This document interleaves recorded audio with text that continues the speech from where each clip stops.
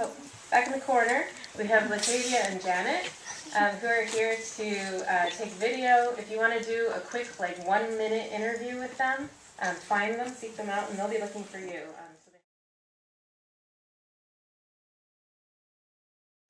The next generation of assessments will not be the kind of the multiple choice, sit in a desk, fill out the bubble sheets, read, answer a question. It'll be less about kind of what you know and more about what you can do. So what we hope to do is get to a point where the learning environment is much more kind of personalized, and so that you can be doing what you need to do so that there is more time in the day, more opportunity to engage in media, engage in global problem solving, engage in critical thinking, and a whole lot of other things that we know are going to stand you in much better stead going forward than kind of just the basic knowledge elements that you're tested on today. Well, this is a digital age, and young people don't know anything else but knowing how to operate the games, the toys, the gadgets. This I will not deny. Technology, and because of the importance of technology, the intersection between technology and education is inescapable. Right. So we know that the more technology that we could give them that has educational assets to it, the more that they will stay on track to graduate from high school. Mm-hmm. Because we know that motivation is at the root of all learning, and if kids want to learn, you can't stop them from learning. And we believe that bringing digital media in and engaging kids in activities that really they're passionate about and interested in will spill over into everything they're studying, including the core curriculum and academics, and help them build some new skills. So how do you implement digital media into your projects? We use it in everything we do. What we create for the television series might migrate over to another platform, like the website. We might create something for a mobile phone use. We might use something in video games. So we are creating digital media all of the time, always thinking about who the end user is, the child. Do you think digital media has a positive impact on children, where it academically Digital challenge? media is neutral. It depends what you do with it. You knew my question. How do you use it? Who is going to wrap around it? It is not evil. It is not the next solution to the world's problems. It's how but you use it it. can be a solution if it's used wisely. Well, we know certainly that it's engaging to kids. I've got 2 young children myself, 1st and 3rd grade, and it's amazing to watch how captivated they are by whether it's online learning games or something on my iPad. So we know the engagement piece is probably there. We now need to figure out how to sustain that, how to keep that going even when the technology is no longer novel, and how to help children use that to then build skills that'll help them not just in using technology, but also in school.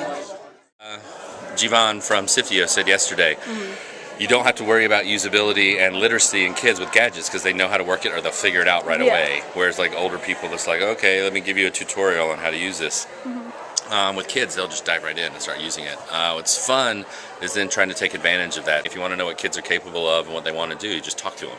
And so that's a big part of our design process, is if we're doing something where anywhere the age range is say teens from 15 to 18 or something, so you're getting there towards graduation, we want to have you involved in the design process. So we're testing, we're talking to you, we're working with you to see what you like, what you don't like, and getting your feedback to make the project, whatever we're making, something that actually, we get a sense of, because I'm in my 40s. I'm lame now. No, you're not. You're cool. I like what you do. Whatever. Yeah. Whatever. Yeah.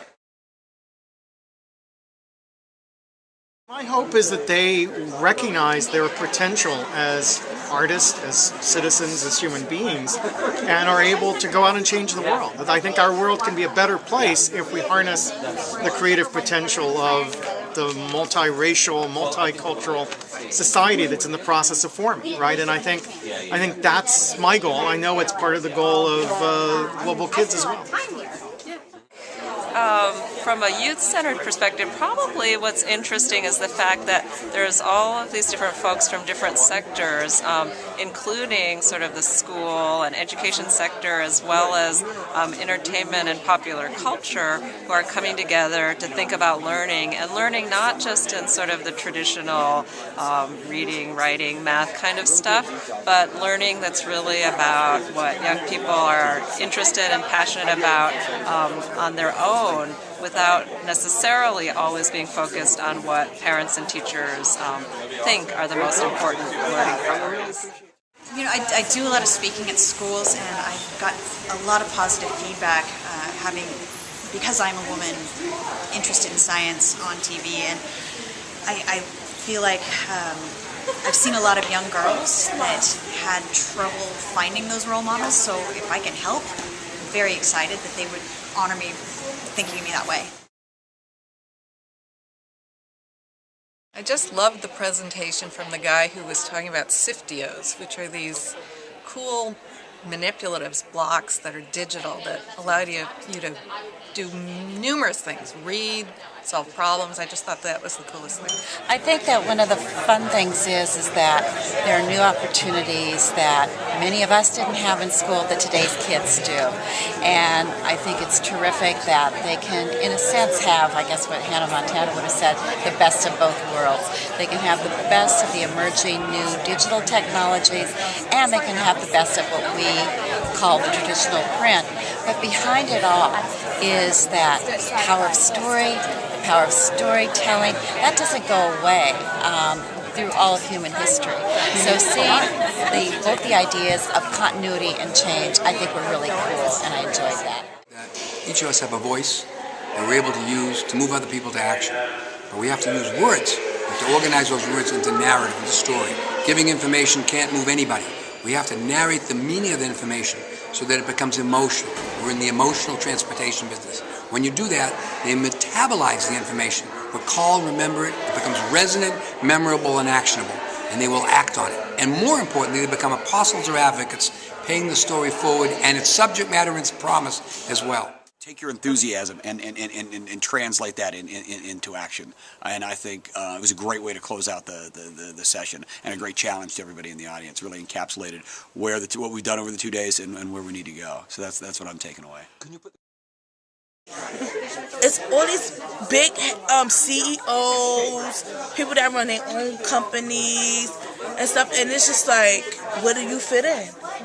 But then, as the end of this conference, I felt like I fit in more than when I got here. So I came here with like not a really open mind, but now I'm leaving with a real open mind. It's just refreshing to know that, you know, they actually come together, they take the time, because they must have really busy schedules. They have a huge and tremendous responsibilities, but they take the time out of their work week to come to a conference just on youth. That makes me feel insured.